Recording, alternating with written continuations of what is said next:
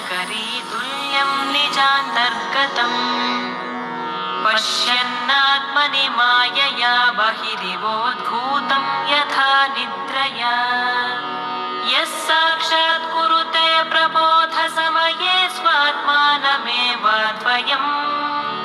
तस्मै श्रीगुरुमूर्तये नमः इदं श्रीदक्षिणामूर्तये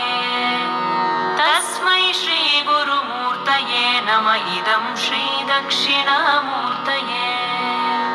बीजस्यान्तरिवाङ्कुरो जगदिदं प्राङ्निर्विकल्पं पुनः मायाकल्पितदेशकालकलना वैचित्र्यचित्रीकृतम् मायावीव विजृम्भयत्यपि महायोगी वयस्वेच्छया तस्मै श्रीगुरुमूर्तये नमः इदं श्रीदक्षिणामूर्तये तस्मै श्रीगुरुमूर्तये नमः इदं श्रीदक्षिणामूर्तये यस्यैव स्फुरणं सदात्मकमसत्कल्पार्थकं भासते साक्षात् तत्त्वमसीति वेदवचसा यो बोधयत्याश्रितान् यत्साक्षात्करणात् भवेन्न पुनरावृत्तिर्भवाम्भोनिधौ तस्मै श्रीगुरुमूर्तये नमः इदं श्रीदक्षिणामूर्तये तस्मै श्रीगुरुमूर्तये नमः इदं श्रीदक्षिणामूर्तये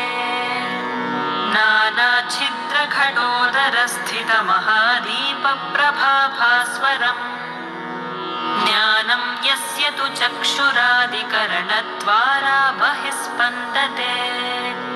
जानामीति तमेव भान्तमनुभात्येतत्समस्तं जगत् तस्मै श्रीगुरुमूर्तये नमः इदं श्रीदक्षिणामूर्तये तस्मै श्रीगुरुमूर्तये नमः इदं श्रीदक्षिणामूर्तये देहं प्राणमपीन्द्रियाण्यपि जनां बुद्धिं च शून्यं विदुः स्त्रीबालान्धजडोपमास्त्वहमिति भ्रान्ता भृशं वादिनः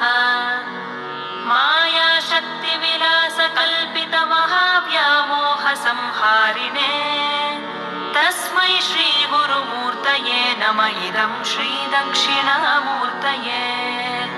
तस्मै श्रीगुरुमूर्तये नमः इदं श्रीदक्षिणामूर्तये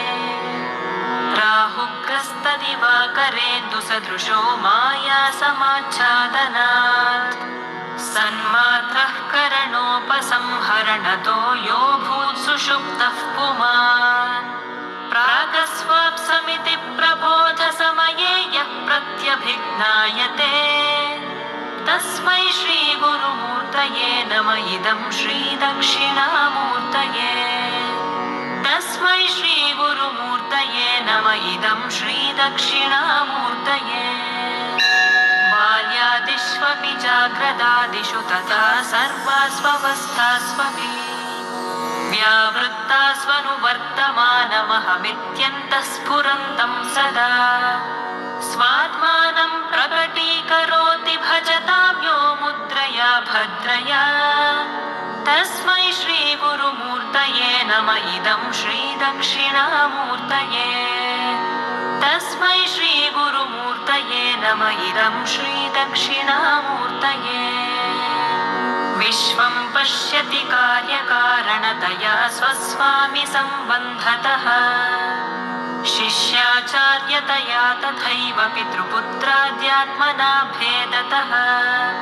स्वप्ने जाग्रति वा य एष पुरुषो माया परिभ्रामितः तस्मै श्रीगुरुमूर्तये नमः इदं श्रीदक्षिणामूर्तये तस्मै श्रीगुरुमूर्तये नमः इदं श्रीदक्षिणामूर्तये भूरम्भांस्यनलो निलोम्बरमहर्नाथो हिमांशुः पुमान् इत्याभाति चराचरात्मकमिदं यस्यैव मूर्त्यष्टकम्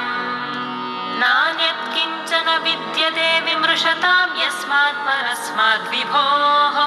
तस्मै श्रीगुरुमूर्तये नमः इदं श्रीदक्षिणामूर्तये।